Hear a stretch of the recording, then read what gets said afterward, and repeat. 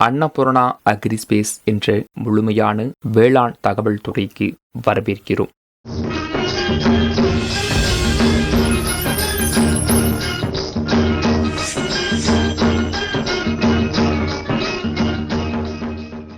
கடந்த சில நாட்களாக சுமார் மே 15ஆம் தேதி முதல் நம் நாட்டில் இதுவரை இல்லாத அளவு அதிகபட்ச வெப்பநிலை பதிவாகி வருகிறது. அப்படி சொன்னால் பல விளைவுகளை அது ஏற்படுத்துகிறது.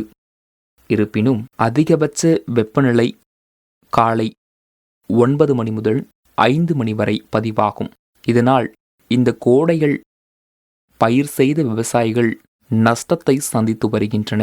அதாவது அதிக வெப்பநிலையால் பயிர் ஏன் சேதமடைகிறது, ஏன் பயிர் வளரவில்லை, எங்களால் பயிருக்கு ஓரளவு நிவாரணம் தர முடியுமா என்பதை பொறுத்திருந்துதான் பார்க்க வேண்டும். இதை குறைக்க ஏதாவது வழி இருக்கிறதா? அதை பற்றி விரிவாக அறிந்து கொள்வோம்.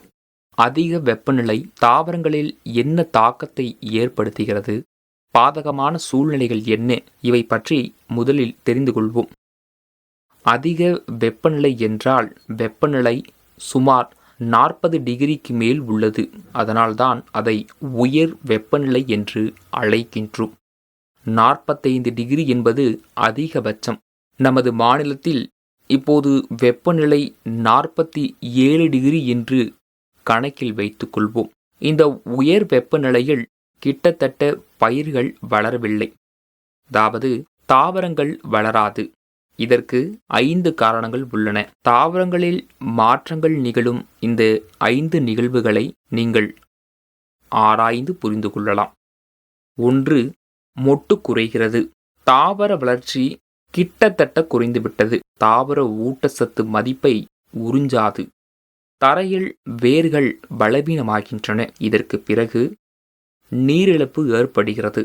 எனவே ஆலைக்கு தேவையான அளவு ஈரப்பதம் இல்லை.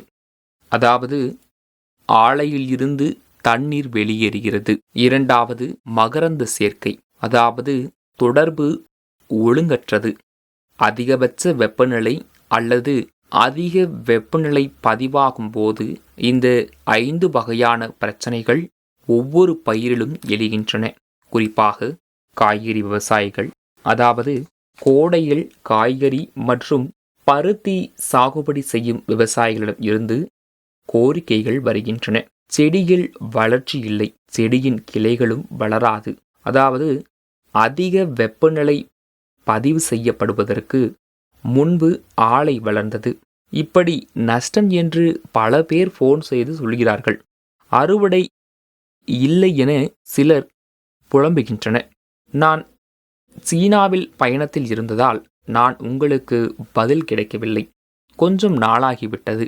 ஆனால் இந்த தகவல்களை உங்களுக்கு தெரிவிக்க வேண்டும் என்ற நோக்கத்தில் இதை சொல்கிறேன். அன்னபூர்ணா அக்ரிஸ்பேஸ் யூடியூப் சேனலில் 3வது எபிசோடை பார்க்கும்போது மண்ணை குறிப்பிட்டேன். மண்ணின் அமைப்பு என்னவாக இருக்க வேண்டும், எப்படி மாறியது என்பதை விளக்கினேன். மண்ணின் கலவையில் மாற்றங்கள் ஏற்படும் போது பல்வேறு வகையான மன அழுத்தம் நிலத்திற்கு ஏற்படலாம். அதில் வெப்பநிலை பற்றி பேசியிருந்தேன். அதாவது ஒரு காலத்தில் 30 ஆண்டுகளுக்கு முன் மேலே இருந்து வரும் வெப்பநிலைக்கு, அதாவது சூரியனிலிருந்து வரும் வெப்பநிலைக்கும் நமது மண்ணின் வெப்பநிலைக்கும் உள்ள வித்தியாசம் மிக அதிகமாக இருந்தது. அதாவது பூமி வெப்பத்தை உறிஞ்சாது. நாம் பயிர்கள் பயிரிடும் நிலத்தின் வெப்பநிலை அதிகமாக மாறவில்லை. அதேபோல் அதிக வெப்பநிலை பூமியின் உள்ளே தொற்று குறைவாக இருக்கும் காரணம் பூமியின் அடர்த்தியையும் சொன்னேன். மண்ணின் அடர்த்தி அதிகரித்தால் வெப்பநிலை மண்ணில் உறிஞ்சப்படுகிறது. ஒரு பெரிய சதவீதம் பாய்கிறது. அதாவது இப்போது மேலே உள்ள வெப்பநிலை 45 டிகிரி என்றால் பூமியிலும் அது சுமார் 35 டிகிரிக்கு கீழே செல்கிறது. ஆனால் 30 ஆண்டுகளுக்கு முன்பு அப்படி இல்லை. இப்போது 45 டிகிரிக்கு மேல் இருந்தால் என்று வைத்துக்கொள்வோம். பூமியின் உள்ளே 20 முதல் 25 டிகிரி, அதாவது அந்த நேரத்தில் மேலே வெப்பநிலை அதிகமாக இருந்தாலும் தரையில் வெப்பநிலை குறைவாக இருந்தது. வெப்பத்தின் பெரும்பகுதி ஏன் பூமியால் உறிஞ்சப்படுவதில்லை? நான் காரணம் சொன்னேன். மண் துகள்களுக்கு இடையே உள்ள தூரம் அதிகம். அதன் பிறகு 30 ஆண்டுகள் மண் தானியங்களுக்கு இடையிலான தூரம் கணிசமாக குறைந்துள்ளது. அதாவது அடர்த்தி அதிகமாக இருந்தால் மண் அடர்த்தியாக இருக்கும். மேலும் மண் அடுக்குகளுக்கு இடையில் இடைவெளி இல்லாமல் ஒன்றாக ஒட்டி கொண்டிருக்கும். மண்ணின் அடர்த்தி அதிகரிக்கும் போதெல்லாம் சூரிய கதிர்கள் பூமியில் விழுகின்றன.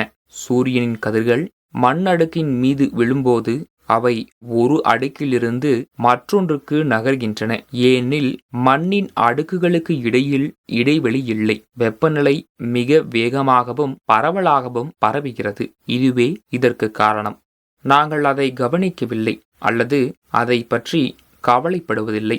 ஆனால் கடுமையான சேதம் ஏற்படுகிறது. வேறு வார்த்தைகளில் கூறுவதனால் அறுவடை செய்யும் சூழ்நிலையும் உள்ளது. அதாவது மண்ணின் கட்டமைப்பில் ஏற்படும் மாற்றங்களால் வெப்பம் அதிகமாக இருந்தாலும் அதை நம் பயிர்கள் தாங்காது. அத்தகைய நிலை ஏற்படும் எங்கள் பயிர்கள் அழிக்கப்படும். இந்த மாற்றங்கள் அனைத்தும் நமக்கு தெரியாமல் போவதில்லை.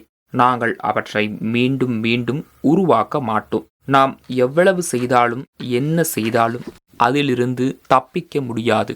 மீண்டும் அந்த மாற்றங்களை நாங்கள் திரும்ப பெறாவிட்டால் எதிர்காலத்தில் எந்த நேரத்திலும் எந்த ஆண்டிலும் நாம் கவனமாக விதைக்கும் பயிர்களும் நஷ்டத்தை சந்திக்க நேரிடும். இந்த சிறிய விவரங்களை நீங்கள் அறிந்திருக்க வேண்டும். ஏனெனில் ரசாயன உரங்களை அதிக அளவு சேர்க்கிறோம். தேவைக்கு அதிகமாகவும் அவற்றை உள்ளே வைத்தும் கரிம உரமப் பொருட்கள் முற்றிலும் தவிர்ப்பதன் மூலம் இந்த மண்ணின் துகள்களுக்கு இடையிலான இடைவெளி குறைந்துள்ளது. மண் அடுக்குகளுக்கு இடையிலான இடைவெளி குறைகிறது. மேலும் மண் துகள்கள் ஒன்றோடு ஒன்று ஒட்டிக்கொள்கின்றன. எனவே வெப்பநிலை மிக விரைவாகவும் தூரமாகவும் மண்ணில் பயணிக்கிறது. மேலும் வெப்பத்தின் பெரும்பகுதி நிலத்தில் சிக்கியுள்ளது. இதனால் பூமியின் வெப்பம் அதிகரித்து வருகிறது. இரண்டாவது காரணம், தரையில் இருந்தும் கூட காற்றில் அதிக வெப்பநிலை. இதனால் ஆலையில் உள்ள தண்ணீரின் அளவு குறைகிறது. போதுமான தண்ணீர் இல்லை என்றால் இதன் பொருள் தாவரங்களுக்கு தண்ணீர் இல்லாதபோது ஒளிச்சேர்க்கை சரியாக நடக்காது. மேலும் வெப்பநிலை அதிகரிப்பதால் அதிக வேர்கள் தரையில் வளராது. வேர்கள் வளராத போது அவை சுருங்கி மறைந்து வறட்சியை அதிகரிக்கும். அதாவது அவற்றில் உள்ள ஈரப்பதம் குறையும். தாவரத்தின் இலைகள் மற்றும் கிளைகளில் ஈரப்பதம் குறைகிறது. வேர்களில் ஈரப்பதம் குறைவதால் தாவரம் ஊட்டச்சத்துக்கள் உறிஞ்சும் திறனை இழக்கிறது. ஈரப்பதம் குறைவதால் ஒளிச்சேர்க்கை குறைகிறது. மேலும் வளரும். கிளைகள் நின்றுவிடும். அது நின்று விடுகிறது. அதாவது நின்று விடுகிறது. கூடுதலாக ஒளிச்சேர்க்கை சரியாக நடக்க ஊட்டச்சத்துக்கள் தாவரத்திற்கு அனுப்பப்பட வேண்டும். அவன் நிறுத்திவிட்டான். அதாவது செயல்முறை இருபுறமும் நின்றுவிடும். வழங்கப்பட்ட உணவு கீழே இருந்து மேல் நடவடிக்கை மூடுகிறது. மேலும் நிலம் நீரிழப்பு காரணமாக இலைகளில் ஈரப்பதம் குறைகிறது. போதிய நீர் கிடைக்காததால் இந்த ஒளிச்சேர்க்கை செயல்முறை நின்று விடுகிறது. ஆலைக்கு மொட்டுக்கள் இல்லை. உணவு உற்பத்தி செய்யப்படவில்லை. அதன் காரணமாக உணவு வளங்களில் இனி இருக்க வேண்டியதில்லை. விநியோகமும் குறைகிறது. இருபுறமும் இந்த செயல்முறை மெதுவாக மாறும். இதன் விளைவாக வளர்ச்சி ஏற்படாது. மேலும் ஊட்டச்சத்து குறைபாடுகள் அதிகரிக்கும். இதன் விளைவாக தாவரத்தின் சிவத்தல் ஏற்படுகிறது. பயிர் முழுவதும் சிவப்பு நிறமாக மாறும். மேலும் அத்தகைய மாற்றம் ஏற்படும் போது மகரந்த சேர்க்கை பலவீனமாகும் உருவாகிறது. இந்த பலவீனம் காரணமாக தொடர்ந்து ஒழுங்கற்றதாகவே இருக்கும். மகரந்த சேர்க்கை தொடர்ந்து நடைபெறுவதில்லை. இதன் விளைவாக இனப்பெருக்கம் குறைகிறது. இனப்பெருக்கம் நடந்தாலும் அது பலவீனமான இனப்பெருக்கம்தான். நமக்கு கருக்கள் அல்லது காய்கள் கிடைக்கும். அவை மிக சிறிய அளவில் இருக்கும். இந்த மாற்றங்களால் அனைத்து அதிக வெப்பநிலை காரணமாக நிகழ்கின்றன. ஆனால் இந்த மாற்றங்கள் மிகவும் நிகழ்கிறது. இந்த மாற்றம் இவ்வளவு பெரியதாக இருப்பதற்கு காரணம் நமக்கு மேலே உள்ள காற்றின் வெப்பநிலைக்கும் நிலத்தடி வெப்பநிலைக்கும் உள்ள வித்தியாசம்தான். இரண்டிற்கும் இடையேயான வித்தியாசம் குறைந்துவிட்டது. அதாவது தரையில் நுழையும் வெப்பநிலை அதிகரித்துள்ளது. விவசாய நிலங்கள் அடர்த்தி அதிகரித்ததே இதற்கு காரணம். விவசாய நிலத்தின் அடர்த்தி அதிகரிக்கும் போது அதிக வெப்பநிலை ஊடுருவி ஈரப்பதத்தை குறைப்பது மட்டுமல்லாமல் தாவரத்திற்கு நன்மை பயக்கும் நுண்ணுயிரிகள் உட்பட அனைத்து நுண்ணுயிரிகளையும் கொல்லும். அதிக வெப்பநிலை காரணமாக கார்பன் இழக்கப்படுகிறது. கார்பன் ஆக்சிஜனுடன் வினைபுரிந்து கார்பன் விடுவிக்கிறது. இது நம் கண்ணுக்கு தெரியவில்லை. ஆனால் கார்பன் எரிந்தால் அது வீணாகிவிடும். நன்கு சிதைந்த கார்பன் அதிக வெப்பநிலை கூட மெதுவாக சிதைந்துவிடும். ஒரு இரசாயன எதிர்வினை ஏற்படுகிறது. அது பூமியை விட்டு வெளியேறுகிறது. கார்பன் வெளியேறும் போதெல்லாம் நுண்ணுயிரிகளே இறக்கின்றன. மேலும் இந்த வெப்பநிலை காரணமாக அங்குல அளவு மிக அதிகமாக உள்ளது. எனவே பல மாற்றங்கள் நடைபெறுகின்றன. ஆனால் மேலே உள்ள வெப்பநிலையை கட்டுப்படுத்துவதை நாங்கள் அர்த்தப்படுத்துவதில்லை. அதிலிருந்து நாம் தப்ப முடியாது. ஆனால் சில நிழலான பகுதிகளில் பயிருக்கு குறைந்த சூரிய ஒளியிலேயே கிடைக்கும். இதனால் அவர்களுக்கு நிம்மதி கிடைக்கிறது. ஆனால் பெரும்பாலான பயிர்களுக்கு இதை செய்ய முடியாது. நாங்கள் மிக குறைவாகவே செய்கிறோம். காய்கறிகள் இல்லையெனில் மலர் பயிர்கள் வலைகளை பயன்படுத்துவதில்லை. இதன் காரணமாக நேரடி சூரிய ஒளியின் வெளிப்பாடு காரணமாக அவை அதிக வெப்பநிலை அழுத்தத்திற்கு உட்படுத்தப்பட்டுள்ளன. அத்தகைய சூழ்நிலையில் மேலே உள்ள வெப்பநிலை குறைக்கப்படாத போது நாம் தரையில் வெப்பநிலை குறைக்க வேண்டும். பூமியில் வெப்பநிலையை குறைக்க வேண்டும் என்று நான் பலமுறை கூறியிருக்கிறேன். கடந்த 5 ஆண்டுகளாக நான் சொல்கிறேன். அதாவது மண்ணில் கார்போனிக் பொருட்களின் அளவை அதிகரிக்கவில்லை. நமது மண்ணில் தாவரங்களுக்கு பயன்படும் நுண்ணுயிரிகளின் சதவீதத்தையும் மக்கள் தொகையும் அதிகரிக்காவிட்டால் கடுமையான இழப்புகளை சந்திக்க நேரிடும். அவை நம் கண்களுக்கு தெரியாத பாதிப்பை ஏற்படுத்துகின்றன. ஆனால் அவை மிகுந்த தீங்கு விளைவிக்கும். நீங்கள் இதை கவனிக்கிறீர்கள். இதை அங்கீகரிக்கவும். ஒவ்வொரு முறையும் யூரியா, DAP, பொட்டாஷ் அல்லது பூச்சிக்கொல்லிகள், பூச்சி மருந்துகள் பயிர்களுக்கு நன்மை பயக்கும் என்ற தவறான எண்ணத்திலிருந்து வெளியே வாருங்கள். இதை நான் 5 வருடங்களாக பல சந்திப்பில் சொல்லி வருகிறேன். இன்னும் யூடியூப் சேனலிலும் இதை சொன்னேன். நான் புத்தகத்தில் சொன்னேன். இவ்வளவு செய்த பிறகும் உங்களுக்குள் ஏற்பட்டிருக்கக்கூடிய மாற்றம் மிக குறைவு. மிக சிலரே இந்த நுட்பமான தொழில்நுட்ப சிக்கலை புரிந்து கொண்டு நாம் செய்வது தவறு என்பதை உணர்ந்து கொள்கிறார்கள். ஆனாலும் பெரும்பாலான விவசாயிகள் இதை கேட்கிறார்கள், ஆனால் நம்புவதில்லை. பெரும்பாலான விவசாயிகள் மத்தியில் இழப்பு திட்டமிடல் பொதுவானது. பகுஜான் விவசாயிகள் மத்தியில் நான் சொன்னேன், இதிலிருந்து வெளியே வாருங்கள். இந்த தொழில்நுட்ப சிக்கலை ஏதுவாக இருந்தாலும் நாம் அதை எப்போதும் மனதில் வைத்து விவசாயம் செய்ய வேண்டும். பூச்சிக்கொல்லிகள் இவை நம் கைகளில் உள்ளன. எவ்வளவு வேண்டுமானாலும் கொடுக்கலாம். நீங்கள் எதை வேண்டுமானாலும் தெளிக்கலாம். மீதியை ஒவ்வொரு வருடமும் கடைபிடிக்க வேண்டும். இல்லையேல் இப்படி நஷ்டமடைவோம். 2 மாதங்களுக்கு பிறகு பயிர்களை அகற்ற வேண்டிய சூழ்நிலை. கால்நடை உரத்தில் இருந்து உயிர் உரங்கள் மற்றும் உயிர் கட்டுப்படுத்திகளை உருவாக்கி மண்ணில் ஈரப்பதம் இருக்கும்போது கொடுக்க வேண்டும். பல விவசாயிகளை எந்த பிரச்சனைக்கும் அழைத்தால் அவர்களிடம் நான் கேட்கும் முதல் கேள்வி, உங்கள் நிலத்திற்கு தடுப்பூசி போட்டீர்களா கேட்டேன். கால்நடை உரம், உயிர் உரங்கள், உயிர் கட்டுப்படுத்திகள் கலந்து சிகிச்சை முறை அளிக்கப்பட்டதா? இல்லை ஐயா. ஒவ்வொரு விவசாயியும் இதே பதிலை தான் சொல்கிறார்கள். இதன் பொருள் என்னவென்றால், நான் என்ன செய்கிறேன், என்னை பின்பற்றுபவர்கள் அதை பின்பற்றுவதில்லை, கீழ்ப்படிந்தால் பின்விளைவுகள் ஏற்படும். வானிலையில் ஏற்படும் இத்தகைய ஏற்ற இறக்கங்கள் நமது பயிர்கள் பாதுகாக்கப்பட வேண்டும். இது அழுத்தம் என்று அழைக்கப்படுகிறது. இந்த சுற்றுச்சூழல் அழுத்தங்கள் நாம் நேரடியாக எதிர்கொள்ள முடியாது. ஆனால் அவற்றிலிருந்து தாவரங்களை பாதுகாக்க சில நடவடிக்கைகள் எடுக்கப்பட வேண்டும், வைத்திருக்க வேண்டும். அப்படி ஒரு சூழலை நாம் பூமியில் உருவாக்க வேண்டும். மேலே ஷெட் நெட் போடலாம். முழு பயிருக்கு செய்ய முடியாது, எல்லா பயிர்களுக்கும் செய்ய முடியாது. ஆனால் மண்ணின் காலநிலை மாற்றம் நம் கையில் உள்ளது. அவற்றை ஓரளவு கட்டுப்படுத்தலாம். இதை கட்டுப்படுத்த உடனடியாக நடவடிக்கை எடுக்க வேண்டும். அப்போது பயிர் தயாராகிவிடும். அதை அகற்ற தேவையில்லை என விவசாயிகள் தெரிவித்துள்ளனர். நீங்கள் உடனடியாக என்ன செய்ய வேண்டும்? அடிக்கடி நீர் பாய்ச்ச வேண்டும் மற்றும் மேல் பகுதிகள் காய்ந்தும் இடை உழவு செய்ய வேண்டும். இதை அடிக்கடி செய்ய வேண்டும். 2 அங்குலம் மேலே செல்ல வேண்டும். 2 அங்குல இடையில் உழவு செய்தால் உள்ளடுக்கு மேலடுக்குக்கும் இடையே இடைவெளி உருவாகிறது. அதன் காரணமாக வெப்பநிலை உள்ளே ஆழமாக செல்லாது, நிறுத்தப்படும். குறைந்த இடைவெளியில் உழவு செய்ய வேண்டும். மேலும் கரிம உரத்தில் உடனடியாக கரிம உரம் சேர்க்கப்படுகிறது. மேலும் கரிம உரத்தில் உடனடியாக வைக்கவும். மண்ணில் போட்டு தண்ணீர் ஊற்றிய உரமிட வேண்டும். ஆழமாக உழக்கூடாது.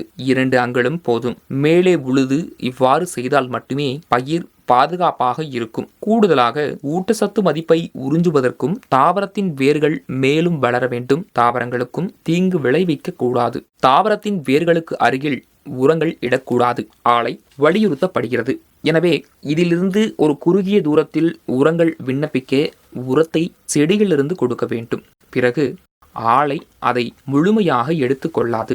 என்ன செய்ய வேண்டும்? வெப்பநிலை இவ்வளவு அதிகமாக இருக்கும்போது உரங்களை அடிக்கடி மற்றும் சிறிய அளவில் பயன்படுத்த வேண்டும். அனைத்து வகையான ஊட்டச்சத்துக்களும் கிடைக்கின்றன என்பதை அடிக்கடி உறுதிப்படுத்திக் கொள்ளுங்கள். ஏனெனில் யூரியா, டிஏபி, பொட்டாஷ் இந்த 3ஐயும் மனதில் வைத்து தருகிறோம். ஆனால் 15வது நாளில் இருந்து முளைக்கும் வரை இந்த 16 தனிமங்களும் தேவை. இதை உங்களிடம் நான் பலமுறை கூறியிருக்கிறேன். ஒரு சிறப்பு பகுதியும் உள்ளது. 16 ஊட்டச்சத்து மதிப்புகள். அவை எவ்வாறு செயல்படுகின்றன? எந்த தாவர நிலையில்? ஒவ்வொரு கட்டத்திலும் 16 கூறுகள் தேவை. மற்றபடி ஒவ்வொரு கட்டத்திலும் சில கூறுகள் அதிகம் தேவைப்படும். நைட்ரஜன், பாஸ்பரஸ் மற்றும் பொட்டாசியம் போன்ற சில தனிமங்கள் குறைவான அத்தியாவசியமானவை. நாம் பயிர் இந்த 3ஆல் ஆனது என்று பலர் நினைக்கிறார்கள். இதிலிருந்து வெளியே வாருங்கள். வெப்பநிலை அதிகமாக இருக்கும்போது இந்த 16 வகையான உறுப்புகள் கிடைக்க வேண்டும். ஏனெனில் வளர்ச்சிகள் இல்லை. நைட்ரஜன், மெக்னீசியம் சற்று அதிக அளவில் பயன்படுத்த வேண்டும். மீதமுள்ளவை சிறிய அளவுகளில் அடிக்கடி கிடைக்க செய்ய வேண்டும். அடிக்கடி ஈரமாக இருக்கும். ஈரம் காய்ந்தவுடன் இடையே உழவு 2 அங்குலத்திற்கு மேல் உழக்கூடாது. 5 முதல் 6 அங்குல இடைவெளியில் உழக்கூடாது. மேற்கூறியவற்றை செய்ய வேண்டும். இதன் காரணமாக வெப்பநிலை உள்ளே ஊடுருவ முடியாது. சிலர் இப்போது கால்நடை உரம் தெளிக்க தயாரிக்க நேரமில்லை என்று கூறுகின்றனர். பிரதிபா பயோடெக் நிறுவனத்தின் அவுனி 40 கிலோ, அந்த 2 பைகளையும் புடமி 20 கிலோ, கொக்கோலி 20 கிலோவை எடுத்துக் கொள்ளுங்கள். இந்த 3இன் கலவையானது யூரியா, மெக்னீசியம், சல்பேட், பொட்டாசியம், சுவடு தாதுக்கள், கால்சியம், மெக்னீசியம் மற்றும் கந்தகம் ஆகியவற்றின் கலவையாகும். மேலும் தேவையில்லை. வெப்பநிலை குறையும் வரை குறைந்தபட்சம் 2 முறை இவற்றை தண்ணீர் அவர்களின் மண்ணின் உள்ளே செல்ல வேண்டும். மண்ணுக்குள் நுழைந்தவுடன் pH அளவு குறைகிறது. கார்பனின் சதவீதம் அதிகரிக்கிறது. மண்ணுக்குள் வளரும் நுண்ணுயிரிகளால் வேர்கள் ஆரோக்கியமாக இருக்கும். வேர்கள் ஊட்டச்சத்து உறிஞ்சிகள் ஆற்றலை அளிக்கின்றன.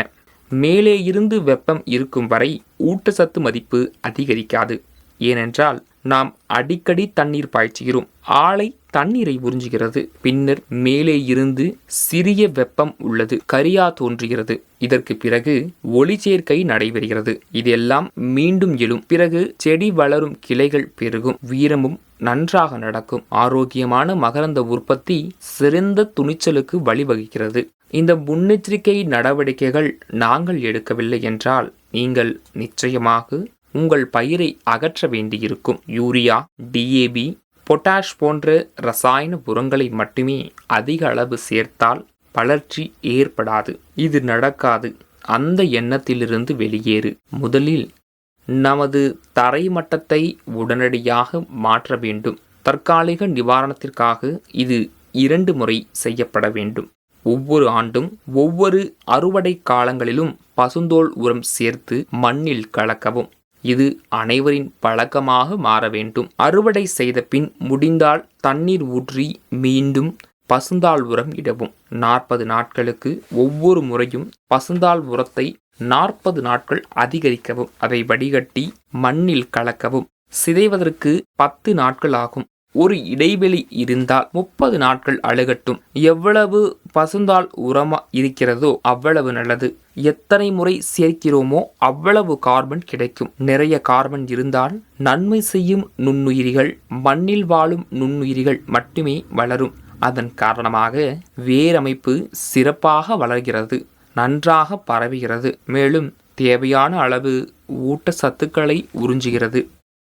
இந்த மாற்றங்களை செய்யாவிட்டால் எவ்வளவு முதலீடு செய்தாலும் அது வீண்தான். தயவு செய்து யூரியா, டிஏபி, பொட்டாஷ் அல்லது பூச்சிக்கொல்லிகளை அதிகம் பயன்படுத்த வேண்டாம். நமக்கு என்ன கிடைக்கும், எவ்வளவு முதலீடு செய்யலாம் என்ற குழப்பத்திலிருந்து வெளியே பெறுவோம். அந்த பயிர் காப்பாற்றப்படவில்லை, அதிக மகசூல் கொடுக்க முடியாது. மண்ணின் கலவை மிகவும் செல்வாக்கு செலுத்துகிறது. முதல் 3 அத்தியாயங்களில் இதை பற்றி பேசினேன். ONBA என்ற புத்தகத்தை வெளியிட்டேன். இது சந்தைக்கு வந்துள்ளது. இந்த நூலில் முழுமையான விவசாயம் தொடர்பான தகவல்கள் இடம்பெற்றுள்ளன. நான் எழுதிய 48 கேள்விகள் அடங்கிய புத்தகம் உங்கள் படைப்பின் படி புத்தக வடிவில் வருகிறேன். எங்கள் யூடியூப் சேனலின் கமெண்டிலும் லிங்க் கொடுத்துள்ளேன். நேரடியாக முன்பதிவு செய்ய விரும்புவோருக்கு எங்கள் நிறுவனம் மற்றும் மேலாளர் எண் திரையில் கொடுக்கப்படும். உங்கள் பகுதி மேலாளரை அழைக்கவும். நீங்கள் புத்தகத்தை பெறலாம். இந்த புத்தகத்தை அச்சடிக்க எங்களுக்கு சுமார் 40 ரூபாய் செலவானது. ஆனால் நான் அதை இலவசமாக கொடுக்க கூடாது. இலவசமாக கிடைத்தால் அதன் மதிப்பு தெரியாது. இலவசமாக கிடைத்தால் அதை படிக்க மாட்டீர்கள். எங்கள் ஊழியர்கள் இப்படி இலவசமாக புத்தகங்களை கொடுத்து விநியோகம் செய்தால் 1 வாரத்தில் புத்தகங்கள் முடிந்துவிடும். 50,000 புத்தகங்களை இலவசமாக கொடுத்து 1 வாரத்தில் நான் வீணடிக்க விரும்பவில்லை. அதனால்தான் விவசாயம் பற்றி தெரிந்து கொள்ள விரும்பும் விவசாயிகள், தனது தவறுகளை அறிய விரும்பும் விவசாயி, அவற்றை திருந்த விரும்பும் விவசாயிகளுக்கு 10 ரூபாய் செலுத்தி இந்த புத்தகத்தை வெறும் 10 ரூபாய் செலுத்தி பெறுங்கள். 10 ரூபாய் என்பது மிகச்சிறிய தொகைதான். நான் இந்த புத்தகத்திற்கு 45 ரூபாய் செலவழித்துள்ளேன். விவசாயம் தொடர்பான தகவல்களை வழங்க உங்கள் அனைவருக்கும் தாராளமாக தருகிறேன். இலவசமாக கொடுத்தால் வீணாகும், அதன் மதிப்பு தெரியவில்லை. 10 ரூபாய் நீங்கள் செலுத்துவதன் மூலம் நீங்கள் அந்த புத்தகத்தை எடுத்து அதற்கு நீங்கள் உரிமையுள்ளவராக கருதுகிறீர்கள். எங்கள் ஊழியர்கள் தாராளமாக கொடுத்தால் மரத்தடியில் அமர்ந்திருக்கும் அனைவரும் எடுத்துக்கொள்கிறார்கள். எல்லோரும் எடுத்துக்கொள்கிறார்கள். 2 அல்லது 3 படிக்கப்படுகிறது. மீதமுள்ள புத்தகங்கள் வீணாகின்றன, தூக்கி எறியப்படுகிறது அல்லது விற்கப்படுகிறது. அது நடக்காமல் போகலாம். அந்த புத்தகத்தின் மதிப்பு மிகவும் மதிப்பு வாய்ந்தது. இது மதிப்புமிக்க தகவல்களை கொண்டுள்ளது. பல நாட்கள் கடின உழைப்பு மற்றும் நேரம் கழித்து புத்தகத்தை முடித்து சந்தைக்கு அனுப்பினேன். ஆர்வமுள்ள விவசாயிகள் 10 ரூபாய் மட்டுமே. விவசாயிகளுக்கு உதவ நினைத்த எனக்கு எந்த பலனும் கிடைக்கவில்லை. 23.42 ஏனில் அதை அச்சடிக்க 45 ரூபாய் செலவழித்துள்ளேன். ஆனால் நீங்கள் 10 ரூபாய் செலுத்தினால் உங்களுக்கு புத்தகம் கிடைக்கும். அந்த அதிகாரத்துடன் நீங்கள் சிலவற்றை படிப்பீர்கள். இன்னும் 10 பேரிடம் சொல்ல வேண்டும் என்ற நோக்கத்தில் 10 ரூபாய் கொடுக்க சொல்கிறேன். ONBA என்பது ஆர்கானிக் அண்ட் நியூட்ரிலிஸ்ட் பேலன்ஸ்டு அக்ரிகல்ச்சரை குறிக்கிறது. ONBA என்பது கரிம மற்றும் ஊட்டச்சத்து சீரான விவசாயத்தை குறிக்கிறது. இதை பின்பற்றும் விவசாயிகள் அதிக மகசூல் பெற்று வருகின்றன. இவ்வளவு அதிக வெப்பநிலையிலும் விளைச்சல் நன்றாக இருக்கும். உங்கள் பச்சை மிளகாய் பயிரை பார்த்திருக்க வேண்டும். இந்த காணொளி கடப்பா மாவட்ட விவசாயிகளின் வீடியோ. அந்த மிளகாய் பயிரிலிருந்து விவசாயிகள் இன்னும் நல்ல மகசூல் பெற்று வருகின்றன. இந்த மண்ணின் கலவையை மாற்றினோம். கடந்த 3 முதல் 4 ஆண்டுகளாக அந்த விவசாயிகள் பரிந்துரைத்த முறைகளை பின்பற்றி வருகின்றன.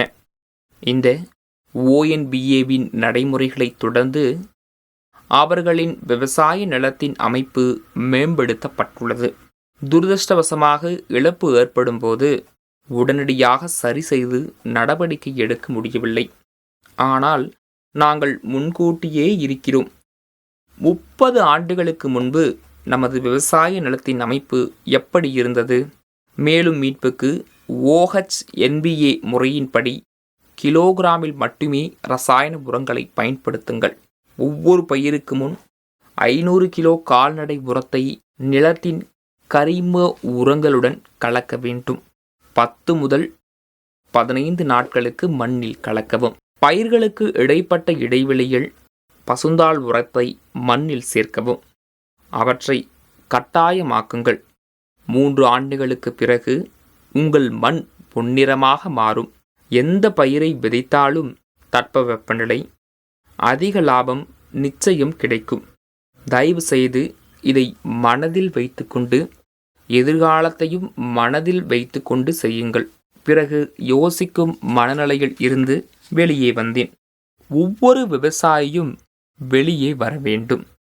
500 கிலோ மாட்டு சாணம் கிடைக்கவில்லை என விவசாயிகள் சிலர் தெரிவித்தனர். ஏக்கருக்கு 500 கிலோ மாட்டு சாணம் கிடைக்காவிட்டால் எப்படி விவசாயம் செய்வது? ஒவ்வொரு ஆண்டும் 500 கிலோ நன்கு மக்கிய மாட்டு சாணத்தில் 10 kilo Trichoderma viride, 10 kilo Pseudomonas Bacillus subtilis உயிர் உரம் குறிப்பாக சேர்க்க வேண்டும். நீங்கள் வாங்க விரும்பினால் விலை அதிகம். 10 கிலோ உயிர் உரக் கலவையை வாங்கினால் நிறைய செலவாகும். ஆனால் அவுனி எனப்படும் 40 கிலோ பையில் 20 கிலோவுக்கு இணையான இயற்கை உரம் சேர்க்கிறோம். இது உங்களுக்கு இலவசம்தான். நான் அதை இலவசமாக தருகிறேன். உங்கள் பிரச்சனையை மனதில் வைத்து அவுனியை 40 கிலோ தோட்டத்தில் இயற்கை உரம் தவிர பல பொருட்களையும் தருகிறேன். ஆமணக்கு பொடி, வேப்ப பொடி இவைகளுக்கு மட்டும் காசு எடுத்து அதிலிருந்து கலக்கிறேன். 20 கிலோ மதிப்புள்ள உயிர் உரத்தை இலவசமாக தருகிறோம். தயவு செய்து மற்ற கரிம உரங்களுடன் ஒப்பிட வேண்டாம். 20 கிலோ இயற்கை உரத்தை யாரும் இலவசமாக தருவதில்லை. அரசாணைப்படி 20 கிலோ உயிர் உரத்தின் விலையை குறைந்தது 1200 முதல் 1500 வரை இருக்கும். கரிம உரங்களை தவிர பல பொருட்கள் உள்ளன. 40 கிலோவில் உள்ளன. 1200 ரூபாய் முதல் 1500 ரூபாய் மதிப்பிலான கரிம உரம் 40 கிலோ மூட்டையில் இலவசமாக வழங்கப்படுகிறது. கார்பன் அளவை அதிகரிக்க ஆமணக்கு பொடி, வேம்புப்பூ பொடி, வெர்மி கம்போஸ்ட் மற்றும் ஹியூமிக் அமிலம் சேர்த்து வருகிறேன். சுவடு தாதுக்களின் கலவையை உருவாக்கும் போது சங்கு ஓடுகளும் அதில் சேர்க்கப்படுகின்றன. இது மிகவும் சக்தி வாய்ந்தது. எனவே உங்களிடம் பசுவின் சாணம் கிடைக்காத போது அதில் 2 பைகளை பயன்படுத்தவும். உங்களிடம் அடிப்படை கால்நடை உரம் இல்லவென்றால் கூடுதலாக 2 பைகளை பயன்படுத்தவும். ட்ராகோடர்மா viride, Pseudomonas fluorescence, bacillus subtilis ஆகியவை மண்ணில் கண்டறியப்பட்டுள்ளன. கார்பனின் அளவு அதிகரிக்கின்றது. COCயை பயன்படுத்துவதன் மூலம் pH செயலிழக்கப்படுகிறது. உங்கள் மண் மற்றும் அமைப்பு இப்படி இருக்க வேண்டும். உங்கள் மண்ணில் எந்த சீதோஷ்ண நிலையில் எந்த மண்ணில் செடி வளர இவை அனைத்தும் பூர்த்தி செய்யப்பட வேண்டும். அப்போதுதான் அதிக மகசூல் கிடைக்கும். நான் சொல்வது போல் செய்தால் நல்ல பலன் கிடைக்கும். எல்லா முறைகளும் ஆரம்பத்திலிருந்தே செய்யப்பட வேண்டும். ரசாயன உரங்கள் மட்டுமே சேர்த்தால் பலன் கிடைக்காது. பசுந்தாள் உரம் சேர்த்து பயோ ரெகுலேட்டரின் 500 கிலோ மாட்டு சாணம் கலந்து தண்ணீரில் பிறகு கிலோ கணக்கில் ரசாயன உரங்களை சேர்த்து கொக்கோலி புடமை கலவையை சேர்த்தால்தான் லாபம் கிடைக்கும். ரசாயன உரங்களை மட்டுமே பயன்படுத்துகின்றன. கிலோகிராமில் ONBA பயன்படுத்துவதில்லை. ONBA முறை எல்லா வகையான உள்ளன. எந்த முன் நிபந்தனைகளும் பூர்த்தி செய்யாமல் ரசாயன உரங்கள் மட்டுமே பயன்படுத்தினால் நிச்சயம் பலன் கிடைக்காது. ஏனெனில் உங்கள் பூமியின் தட்பவெப்பநிலை பொருத்தமானதாகவும் முதலில் அதற்கான சாதகமான சூழலையும் உருவாக்க வேண்டும். ONBA முறை, அதுதான் எல்லாமே. ONBAவில் கரிம பொருட்கள் என்பது மண்ணை குறிக்கிறது. ஊட்டச்சத்துக்கள் தாவரங்களுக்கானது. மண்ணுக்கும் கரிம பொருட்களுக்கு விளங்காமல் செடிக்கு ஊட்டச்சத்து கொடுத்தால் போதாது. ONBA முதலில் மண்ணுக்கு, அதில் கரிம பொருட்கள் அடங்கிய பிறகு தாவரத்திற்கான ஊட்டச்சத்துக்கள் உள்ளன. ஏக்கருக்கு 1 கிலோ ஊட்டச்சத்தை கொடுக்க வேண்டும். அதை செய்யாமல் மற்றொன்றை செய்தால் போதாது. எனவே ONBA முறையை பின்பற்றவும். அதிக வெப்பநிலையாக இருந்தாலும் அதிக மழை பெய்தாலும் உங்கள் பயிர் பாதிக்கப்படாது. வெப்பநிலை அதிகமாக இருந்தால் தாவரங்கள் 50 டிகிரிக்கு மேல் முளைக்காது. ஒரு சில பாலைவன தாவரங்கள் மட்டுமே உயிர் வாழும். வெப்பநிலை 50 டிகிரிக்கு மேல் இருந்தால் தாவரங்கள் இறந்துவிடும். இப்போது வெப்பநிலை 48 டிகிரி. அதனால்தான் பாலைவன பகுதி தாவரங்கள் காய்ந்துவிடும். 50 டிகிரி மற்றும் 52 டிகிரி வெப்பநிலை தாவரங்கள் முளைக்காது. பருத்தி, மிளகாய், காய்கறிகள் இல்லை. தோட்டக்கலை பயிர் சகிப்புத்தன்மையற்றவை. பாலைவன தாவரங்கள் மட்டுமே உயிர் வாழ்கின்றன.